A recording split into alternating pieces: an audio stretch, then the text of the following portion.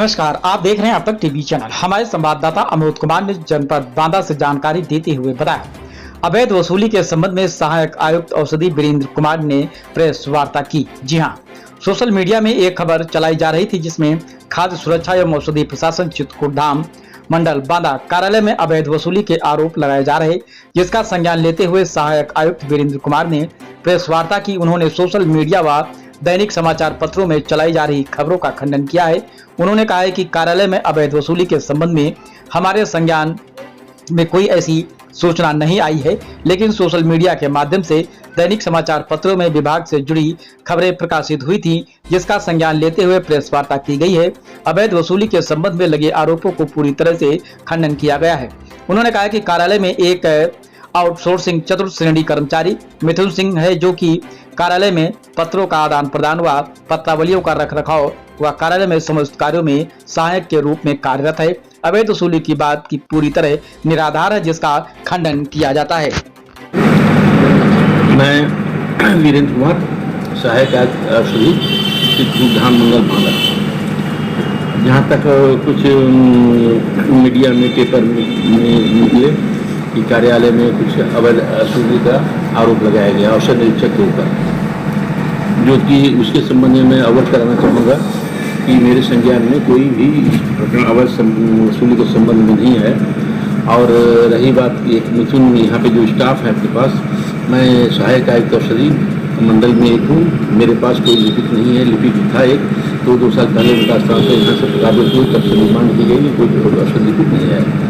और जनपद कार्यालय में केवल औषध निरीक्षक एक पद है, एक है, और एक बाबू जनपद है, जो कि जनपद के जो बाबू हैं वो जनपदी का पूरा कार्य करते हैं। आवश्यकता पड़ने पे हम लोग भी उनसे सहयोग लेते हैं, टाइपिंग का काम इत्यादि कर देते हैं। और लिपिक के लिए डिमांड की जा रही खासी से अभी नहीं हो पा रहा है। और ये जो कार्यालय भी यहाँ पे चल रहा है पंडित जैन पंडित स्कूल में, ये 2-3 महीने के बाद बंद हो जाएगा। इसके लिए हम लोग ये कार्यालय पवई में राजकीय जन्म विश्लेषक लैब बन रही है, और उस भवन में ही हमारा कार्यालय होगा और लैब का होगा पूरे मंडल का।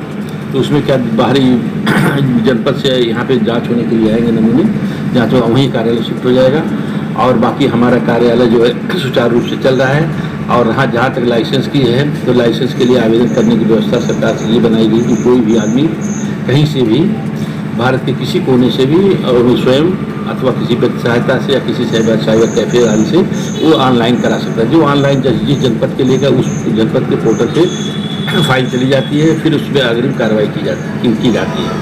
जहाँ तक रही आईडी पासवर्ड का, तो आईडी पासवर्ड जो भी होता है, बाबू का बाबू पास होता है, ड्रग इंस्पेक्टर के ड्रग इंस्पेक्टर के पास, डीएलए का डीएलए के पास, उसको कोई खोल नहीं सकता, न कोई को दिया जा सकता है, क्योंकि उसका हर बार ओटीपी आती है मोबाइल पर गोपनीय चीज़ हो, पर्सनल हो, तो किसी को नहीं जाए। केवल आईडी जो खुलती है केवल अप्लीकेंट के लिए खुलती है, वो भी आवेदन करने के लिए है। उसकी कोई समस्या हुई, रिक्वेस्ट करना, फार्मेसी चेंज करना या कैंसिल करना या स्थान परिवर्तन, उसकी जो समस्या है उसके लिए खुलता है, वो कहीं से भी कर सकता है। लेकिन सरकारी आईडी जो सरकारी कर्मचारी संबंधित ही खोलते हैं, दूसरा कोई नहीं खोल सकता तो। और जहाँ तक रही बात की वसूली की, ये कोई संज्ञान में नहीं है। अपने कार्यालय में एक मिथुन सिंह हैं, तो चतुर्थ श्रेणी आउटसोर्सिंग संविदा कर्मी हैं, उनके ऊपर और ड्रग इंस्पेक्टर के ऊपर आरोप लगाए गए। जहाँ तक मेरे संज्ञान में है कि मेरे संज्ञान में कोई भी इस तरह का प्रकरण मेरे सामने नहीं आया, निराधार है। इस बात का हम और हमारा पूरा कार्यालय खंडन करता है। अगर ऐसी